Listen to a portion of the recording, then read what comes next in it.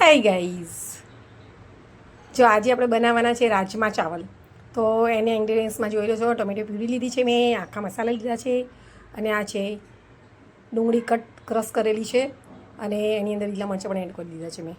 અને આ છે આપણે બેઝિક મસાલા. અને પછી ગાઈઝ બીજા તમને પ્રોસેસ હું બતાવી દઈશ.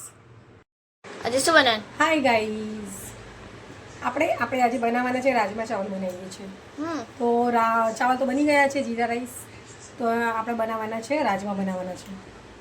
તો બનાવી ગેટ સ્ટાર્ટ. કઢાઈ લીધું છે, કઢાઈમાં તેલ એડ કર્યું છે 2 પરી, અને એની અંદર આપણે એડ કરવાના જીરાનો વઘાર લેવાના છે. આજે જીરું છે એ જ એડ કરવાના છે. અને મસાલા તો મેં તમને બતાવ્યા છે, રેગ્યુલર મસાલા છે.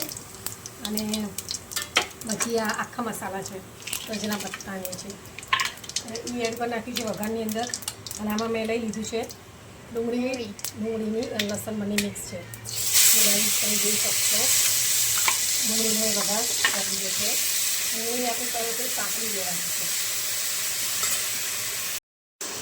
હા બોલી ગઈ. હા બસ આ સતરાઈ છે, સતરાઈ ગયા પછી આપણે ટામેટા એડ કરવાના છે ગાઈ. હા બસ હા ટોમેટોની પીલી છે, મસાલા હા એ તો રેગ્યુલર મસાલા છે. અને આ જે છે બીજ છે, ખબર છે એવા ટામાટીની બીજ છે. તો આપણે જવાના છે દર્શન કરવા હમણાં ફરીથી. આજે તો સવારના જો ને સવારે 11 વાગે બી આપણે દર્શન કરવા ગયા હતા માતાજીના ભદ્રકાળી મંદિર. અમે લોકો ગયા હતા તો 4 વાગે આવ્યા, ફરીથી પાછું રાતે ત્યાં જમી પછી રાતે ફરીથી જવાના છે. એવું છે? તારે આવવાનું છે? હા આવવાનું. આપણે તો 10 વાગે જઈશું ને તો પપ્પા આવશે પછી જવાનું છે. અને આજે તું ગયો હતો ને ક્રિકેટ રમવા? હા બોક્સમાં.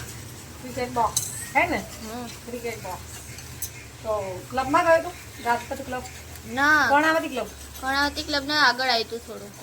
તો જો ગાઈઝ આ દેવરાજ ગયો હતો કર્ણાવતીને આગળ એક બોક્સ ક્રિકેટ છે ત્યાં દેવરાજ અને એના અંકલ, અમારા બીજાનું ટ્યુશન ક્લાસીસ છે એમનું પોતાનું. તો ત્યાંથી બધા સ્ટુડન્ટને લઈ ગયા હતા, તો સાથે દેવરાજ પણ ગયો હતો ત્યાં ગાડી. હું બી ત્યાં જ હા તું પણ ત્યાં ટ્યુશનમાં હોય છે, તારું બી ટ્યુશન ત્યાં જ છે. તો મારા દીદી કરાવે છે ટ્યુશનો, બધાના ક્લાસીસ છે એમનું. તો આજે દેવરાજ ગયો હતો ત્યાં. બસ હવે ટોમેટો એડ કરી નાખીએ. જો ટોમેટો મેં લીધા છે 3 લંગ લીધા છે મોટા. હવે ટોમેટો એડ કરી નાખ્યા છે. હવે આપણે એને થોડું શેકાવા દઈશું. રાજમા નાખી દઈએ અંદર? ના, જો રાજમા મેં છે ને સવારે પલાળી દીધા હતા, અને પછી 5 સીટીમાં મસ્ત અહીંયા જો સરસ એવા થઈ ગયા છે, સોફ્ટ. 5 સીટી વગાડી હતી મેં અંદર, અને સરસ એવા થઈ ગયા છે. અને મીઠું પણ અંદર જ એડ કરી દીધું છે. આપણે રાજમા બહુ ઓછા ખાઈએ કઈ દેવરાજ, ક્યારેક જ બનાવીએ છીએ વર્ષમાં 2-3 વાર સમથિંગ. એવા ભાવતા નથી ને એટલે પણ એટલું ખાસ નહીં, પણ એ ખાઈ લઈએ છીએ. પનીર, છોલે તો હા વધારે પછી પનીર હોય, ટોઠા, પછી દેશી ચણા બનાવીએ છીએ. હલ્દીના ટોઠા બહુ મસ્ત આવે. હલ્દીના મમ્મીના હાથના ટોઠા બી સરસ છે, હલ્દીના બી ભૂલી જાય. મારા ઘણા બધા ગાઈઝ મેં વિડીયો મૂકેલા છે ટોઠાના, તો તમે જોઈ શકશો કે કેવા બનાવું છું હું. અને એનો ટેસ્ટ કરવા માટે તો તમારે અહીંયા આવવું પડે. શું કેવું જોઈએ?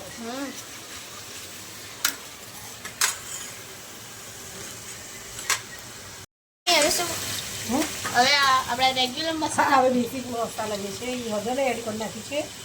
આ 2 ચમચ નાની એવી ધાણા જીરાનું મેં લીધું છે, ધાણા પાવડર. ધાણા જીરું બંને મિક્સ જ છે. અને આ છે મરચું, સૂકું મરચું છે લાલ, કશ્મીરી નથી હો ગાઈસ, થોડું તીખું છે આગળ પડતું, તો ખાવાની સરસ એ મજા આવી જાય. શું કેવું દેવાય? કેમ કે અમે તો સ્પાઇસી જ કહીએ છીએ. આ મેં અડધો ચમચીઓ ગરમ મસાલો એડ કર્યો છે. બસ એ એડ કરી નાખ્યું છે ગરમ મસાલો ને એવો બેઝિક મસાલા દીધા છે ગાઈસ. તમે તીખું ખાતા હોય એટલું મસાલા એડ કરવાના બેઝિકમાં. બાકી જો મારી સ્ટાઈલ બનાવવાની આ છે, તમારી કઈ છે એ કમેન્ટ કરજો, તમે કઈ રીતે બનાવો છો. શું કેવું દેવરાજ? સાચી વાત. દેવરાજનો ફેમસ ડાયલોગ, સાચી વાત. મને આ કઢાઈમાં બનાવવું ગમે કેમ કે છે ને થોડી પોળી સરસ એવી છે ને તો મસાલા સરસ એવા શેકાઈ જાય. કસ્તુરી મેથી છે. કસ્તુરી મેથી. યસ, કસ્તુરી મેથીને મેં મસ્તની હું સ્મેલ માટે એમને એડ કરી નાખી છે. અને હવે મસાલા તો સરસ એવા શેકાઈ ગયા છે, તેલ આવી ગયું છે. એટલે હવે આપણે એડ કરવાના છે રાજમા એડ કરી નાખીએ. રાજમા.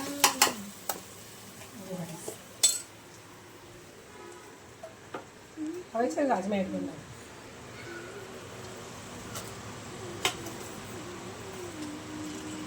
હજી રાજમાનું પાણી છે ને એ બી અંદર જ એડ કરી નાખવાનું છે.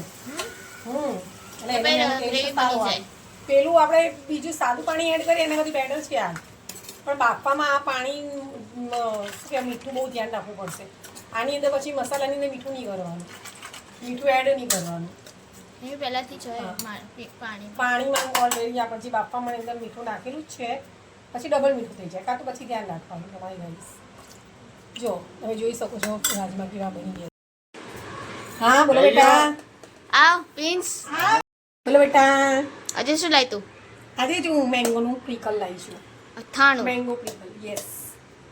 એમાં છે ને પણ એ આખા હું લાવી દઉં, તીખું પણ છે ખાટું પણ છે. બંને. હા બંને. સ્વીટ નથી.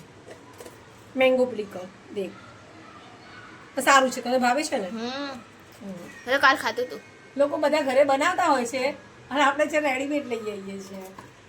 જો કે મને બનાવતા નથી આવતું ગાઈઝ, એટલા માટે હો હું પ્રિકલ આસુની મેં બનાવી નથી.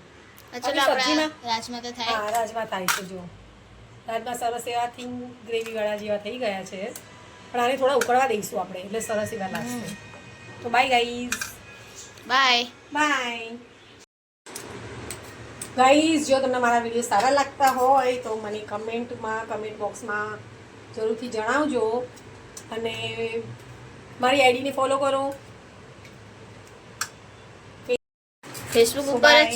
ફેસબુક પર છું, યુટ્યુબ પર છું અને ઇન્સ્ટાગ્રામ પર પણ છું. તો મારી આઈડીને ફોલો કરજો. Bye, take care.